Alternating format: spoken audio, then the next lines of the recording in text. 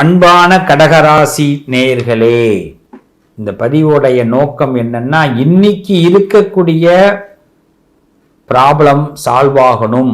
இன்னைக்கு இருக்கிற ப்ராப்ளத்தை சால்வ் பண்றதுக்கு என்ன வழி, இன்னைக்கு எந்த பிரச்சனையில நாம இருந்தாலும் அதை சால்வ் பண்றதுக்கு என்ன வழி, அதான் இந்த பதிவோடைய நோக்கம். தொடர்ந்து பாருங்க கடகராசிக்காரர்களே. அதாவது முதல்ல இதை ஒரு பாட்டு ரூபத்தில் நான் சொல்லிடுறேன். நீங்கள் யார் அப்படின்னு தெரிஞ்சுக்கிட்டு இன்னைக்கு இருக்கிற பிரச்சனை என்ன, அதை எப்படி சால்வ் பண்ணணும் அப்படின்னு தெரிஞ்சா நமக்கு பிளான் ஓவர், சக்சஸ்ஃபுல் பிளான் கிடைக்கும். கடகம் சந்திர பகவானுடைய ஆட்சி பெற்றவர்கள். நல்லதையும் கெட்டதையும் தீர்மானம் செய்யக்கூடியவர்கள் கடகராசிக்காரர்கள். அது பூசமா இருக்கட்டும், ஆயில்யமா இருக்கட்டும், புனர்பூசமா இருக்கட்டும், நல்லதையும் கெட்டதையும் தீர்மானம் செய்பவர்கள். ரொம்ப எளிமையா சொல்லலாம், இந்த கடகராசிக்காரர்களுக்கு இப்ப இருக்கக்கூடிய நேரம் ஒரு மறுமலர்ச்சி நேரம். மறுமலர்ச்சி, மீண்டும் ஒரு பிறப்பு. கடகத்துக்கு என்னைக்குமே ஒரு கர்வம் இருக்கும். உண்மையா பொய்யா சொல்லுங்களேன் பார்ப்போம். கடகத்திற்கு என்னைக்குமே ஒரு கர்வம் இருக்கும். எப்படி தெரியுமா? மற்றவர்களை மாதிரி கர்வம் இல்லை, இது நல்ல கர்வம். கர்வத்திலேயே நல்ல கர்வம் இருக்கோ? ஆமா, அது நம்மளை வாழ வைக்கிற கர்வம். அசையும் பொருளில் இசையும் நானே. எப்படி?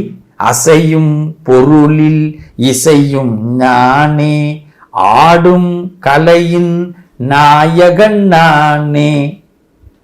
ஆடும் கலையின் நாயகன் நானே, எதிலும் இயங்கும் இயக்கமும் நானே, எதிலும் இயங்கும் இயக்கமும் நானே, எண்ணிசை நின்றால் அடங்கும் உலகே. நல்ல கவனிங்க, இந்த கடகத்துடைய இது ஆணவம் சொல்ல முடியாது, அவங்களுடைய கிரிப்பு, அவங்களுடைய கட்ஸு, எல்லா பொருளையும் இருப்பாங்க. இசையை பார்த்தாலும் அவங்க இசைக்கக்கூடியவர்கள், அவங்க இறை சுரூபம்.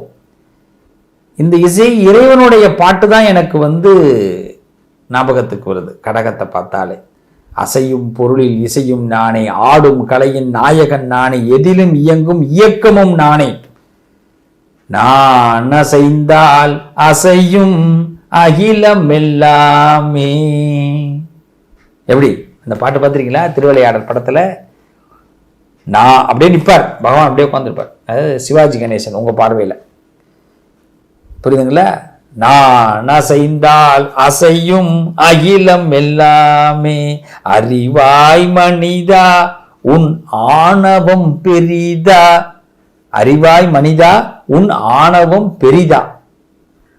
அதாவதுங்க, இந்த பாட்டுக்கு கடகத்துக்கு என்னங்க சம்பந்தம்? இவர் யாரும் என்னமோ பாட்டா படின்னு இருக்கிறாரு. இல்லை, இதுக்கு சம்பந்தம் இருக்கு. கடகராசிக்காரர்களுக்கு இதை உள்ளார்ந்து பார்த்தால் சம்மதம் இருக்கு. உங்க வீட்டில் உங்களுக்கு பிடிக்காம ஒரு விஷயம் நடந்தா அந்த வீட்டில் உள்ளவங்களுக்கு அந்த காரியம் சக்சஸ் ஆகுமா ஆகாதா? யோசிங்க.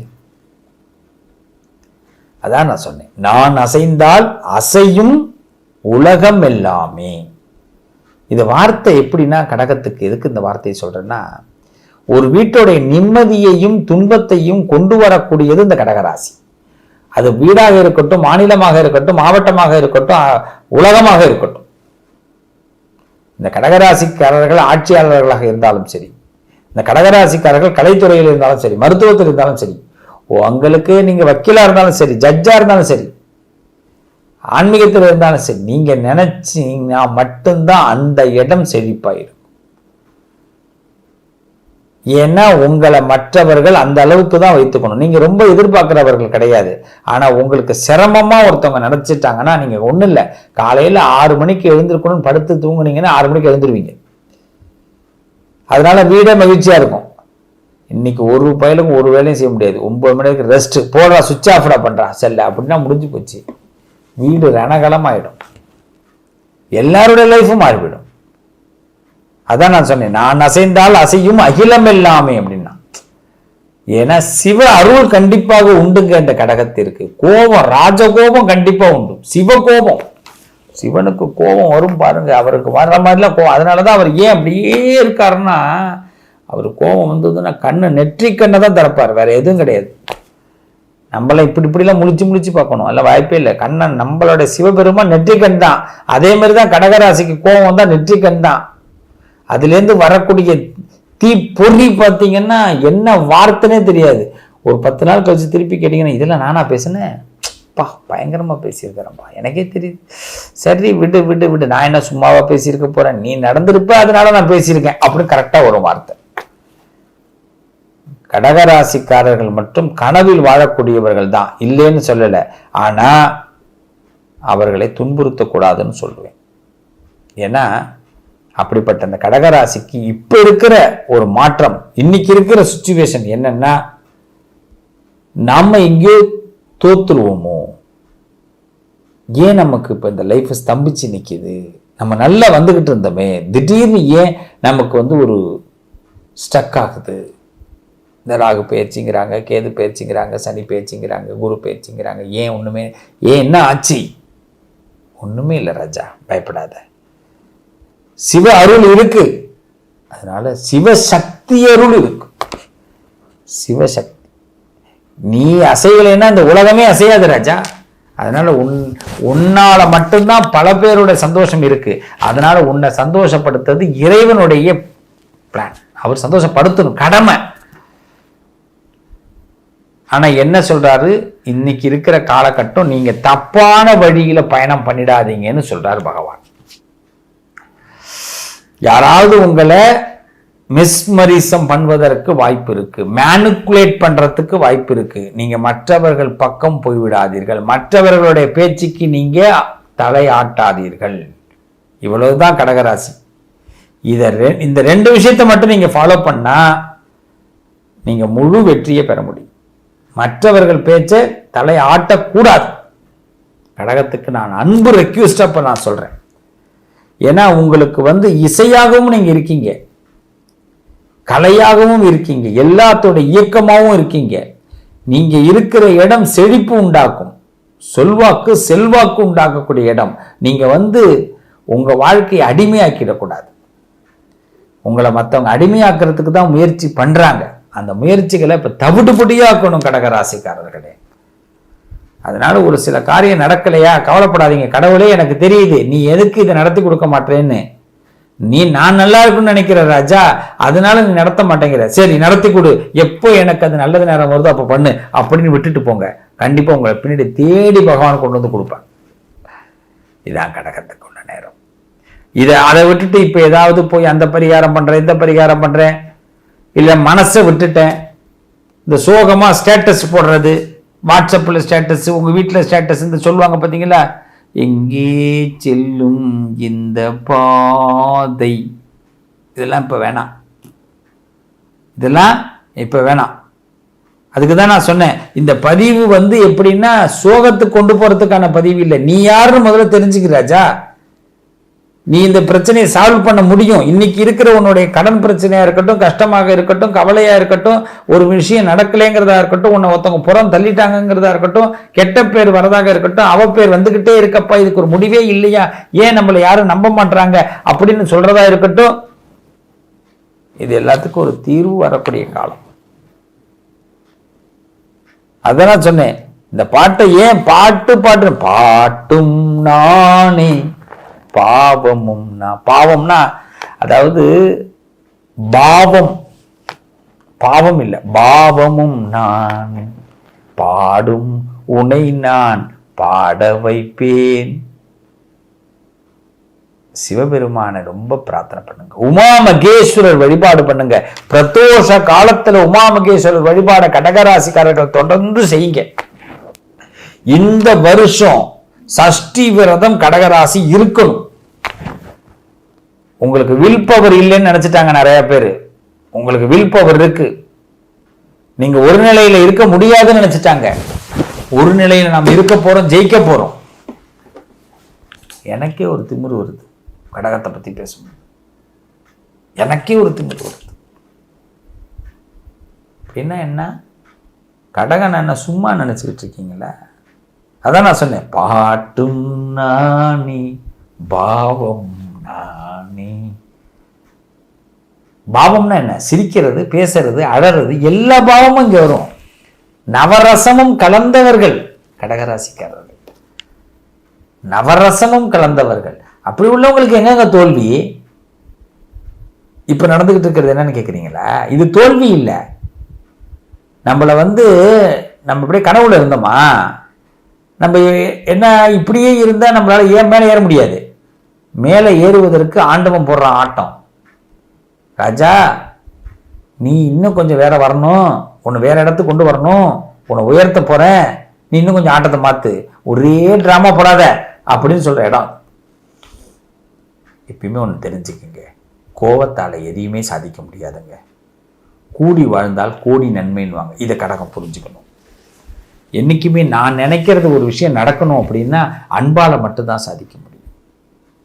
ஒருத்தவங்களை எதிர்த்து பேசுறது வேஸ்ட்டுங்க. அதே கொஞ்சம் இறங்கி பேசி பாருங்க, இந்த உலகம் உங்க கையில. எதிர்த்து பேசுவதால் பலன் இல்லை, இறங்கி பேசுவதால் ஏற்றம் உண்டு. இது கடகம் புரிந்து கொள்ள வேண்டும். மஞ்சள் கிழங்குன்னு சொல்லுவாங்க, மஞ்சள் விராலி மஞ்சள்னு சொல்லுவாங்க. அந்த விராலி மஞ்சள்ல மாலை தொடுத்து கடகராசிக்காரர்கள் நல்ல கவனிங்க, விராலி மஞ்சளில் மாலை தொடுத்து கடகராசிக்காரர்கள் வராகிக்கு வழிபாடு பண்ணுங்க, மாலை போடுங்க. விராலி மஞ்சளில் மாலை தொடுத்து 27 விராலி மஞ்சள், 54, 108 என்ன முடியுமோ அதை தொடுத்து வராகிக்கு மாலை போடுங்க. நிச்சயமா வளமான எதிர்காலம் உண்டு. பிரதோஷ காலத்தில் உமாமகேஸ்வரர் வழிபாடு பண்ணுங்க. கடகராசிக்காரர்களே, இந்த பதிவு உங்க வாழ்க்கையில பெரிய மாற்றத்தை ஏற்படுத்தும். முதல்ல நல்லா தெரிஞ்சுக்கிங்க, இந்த சந்தோஷம் நீங்க நினைச்சாதான் உங்க வீட்டுல சந்தோஷம் இருக்கும். நீங்க நினைச்சா ஃபுல்லா டைவர்ட் பண்ண முடியும். அதனால இப்ப எதுவும் தப்பான முடிவு எடுக்கவே வேண்டாம். யார் பேச்சையும் நீங்க கேட்டு அவங்களுக்கு கீழே இறங்கி போயிடாதீங்க. யார் பேச்சாச்சும் கேட்டோம்னா ஒரு சார்பான முடிவாயிடும். இப்பதான் நம்ம யோசிச்சு செயல்படணும். மெஜாரிட்டி எந்த பக்கம் இருக்கோ அதுலேயே இப்போ செயல்படுங்க, உங்களுக்கு அது வெற்றி. நீங்க ஒரு கருத்தை எடுக்கிறீங்க, மைனாரிட்டியா மெஜாரிட்டியான்னு முதல்ல பாருங்க. சர்ச் நீங்க உங்க மனசுக்கு பாருங்க. இப்போ தண்ணி இருக்கு, அதை குடிக்கணும் அப்படின்னு ஆசைப்பட்டோம்னா குடிக்கலாமா வேணாமா அப்படின்னா குடிக்கலாமா அப்படின்னு கேட்கணும். சட்டசபையில சபாநாயகர் கேட்பார், ஆம் அப்படின்னு சொல்றோம் கை தூக்குங்க, ஆம் இல்லைன்னு சொல்றோம் கை இறங்க. ஆம் என்பது அதிகமாக இருந்ததால் சட்டம் நிறைவேற்றப்பட்டது, முடிஞ்சு போச்சு. 5 நிமிஷத்துல முடிஞ்சிடும் சட்டம். 5 நிமிஷமே அதிகம்தான். கடகராசி இப்ப அதை தான் செய்யணும்.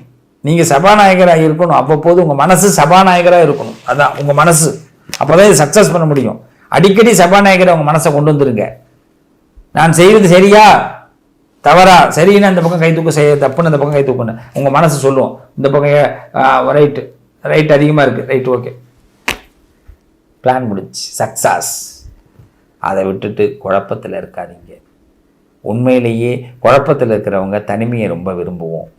தனிமையை ரொம்ப விரும்புகிறவங்க அப்புறமா என்ன பண்ணுவோம், சோகமான பாட்டு கேட்போம். இன்னிலிருந்து கடகராசிக்காரர்கள் சோகமான பாட்டெல்லாம் கேட்கக்கூடாது. ஏன்னா இது நெருக்கடியான நேரம். இந்த நேரத்தில் சோகம் உங்க வாழ்க்கைக்குள்ளேயே வரக்கூடாது. உங்களை பார்த்து எல்லாருமே நீ வரமாட்ட, விளங்க மாட்டேன்னு கூட சொல்லுவான். கவலைப்படாதீங்க, கவலைப்படாதீங்க. கீத்து இருக்குங்களா, கீத்து பார்த்துருப்பீங்க தென்னை மரத்தில்.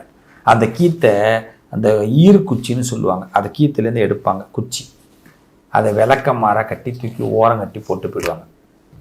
அதுக்காக அந்த தென்னங்கீத்து வருத்தப்பட்டு படுத்து தூங்காது. அது விளக்கமாறா கட்டினதுனால அந்த வீடே சுத்தமாகும். வாசல் சுத்தமானாதான் ஒருத்தன் வீட்டுக்குள்ளேயே போக முடியும்.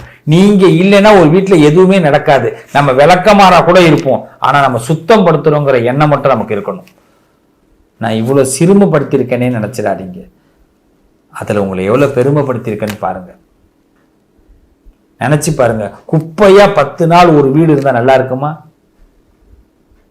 யோசிச்சு பாருங்க. உங்களுக்கு நான் புத்தாடையெல்லாம் வாங்கி கொடுக்குறோம், ஆனா நீங்க குளிக்காம போடுங்க தம்பி, நான் போட தெரியுமா, பிடிக்குமா? மற்றவர்களை சுத்தம் செய்யக்கூடிய பொருளாகவே கடகம் இருக்கும். அதனாலதான் சுற்றத்தார்களோட பகை அதிகமா வரும். ஏன்னா எப்ப பார்த்தாலும் நீட்டா இருக்கணும்னு ஆசைப்படுறான். கடக ராசிக்காரர்களுக்குன்னு செல்ஃபா எதுவுமே கிடையாதா? அவங்க சந்தோஷமே அவங்களுக்கு கிடையாதா? அவங்க பர்சனலா ஒரு சந்தோஷப்பட்டா அது பெரிய குற்றமா? இதெல்லாம் கேள்வியா உங்களுக்கு இருக்கும். அப்ப என்ன ஆகும்னா சோகமா போகும். அது எப்படி? சோகம் வரக்கூடாது. அதுல மெல்லிசையா அந்த நான் சொன்ன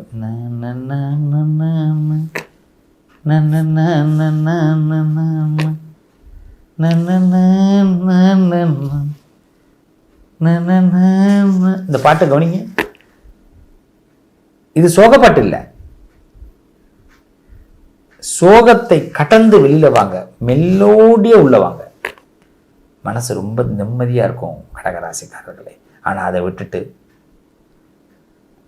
ஊரை தெரிஞ்சுக்கிட்டேன், உலகம் புரிஞ்சுக்கிட்டேன், கண்ணம்மா ஏன் கண்ணம்மா அப்படிலாம் பாட்டெல்லாம் பாடிக்கிட்டு ஸ்டேட்டஸ் வச்சுக்கிட்டு வாக்கிங் போகிறது, ஜாக்கிங் போகிறது, இதெல்லாம் வேணாம்ப்பா, இதெல்லாம் வேணாம்ப்பா. நமக்கு இன்னைக்கு உறவாக இறைவனே உங்களுக்கு இருக்கிறான், சிவனே இருக்கிறான். அந்த சிவ உருவம், அந்த உறவு போதும் உங்க வாழ்க்கையில வெற்றி பெறுவதற்கு. இந்த இடத்துல நம்ம செய்ய வேண்டியது ரொம்ப சிம்பிள். நாம அசையிலன்னா எதுவும் கிடைக்க வராது அப்படின்னு தெரிஞ்சுக்கிட்டு நீங்க அசைய ஆரம்பிக்கணும், வெற்றி உண்டாகும். நான் சொன்ன வழிபாடை செய்யுங்க, மஞ்சள் கட்டி போடுங்க, நீங்க நினைச்ச காரியம் நடக்கும். நினைச்ச காரியம் நடக்கும். ஒவ்வொரு மஞ்சள் கட்டும் போது நினைங்க, இது எனக்கு நடக்கணும், இது எனக்கு நடக்கணும், இது எனக்கு நடக்கணும். அந்த காரியம் நடக்கும். நடக்கும் ராஜா, கண்டிப்பா நடக்கும். தெய்வ பலம் இருக்கு, நல்லது நடக்கும். நிச்சயமா சொல்றேன் கடகராசிக்காரர்களே, இந்த காலம் தொய்வான காலம் இல்லை, தோத்து போற காலம் இல்லை. நமக்கு வெற்றி பெறுவதற்கான அடுத்த படியை உயர்த்தக்கூடிய காலம். வாழ்த்துக்கள், நல்லதே நடக்கும். தெய்வ பலத்தோட கடகராசிக்காரர்களுக்கு இந்த நேரம் ஒரு புது மாற்றத்தை ஏற்படுத்த போகிறது, புது மாற்றத்தை ஏற்படுத்த போகிறது. வாழ்த்துக்கள். இசையை நிறைய கேளுங்க. வாழ்க வளமுடன்.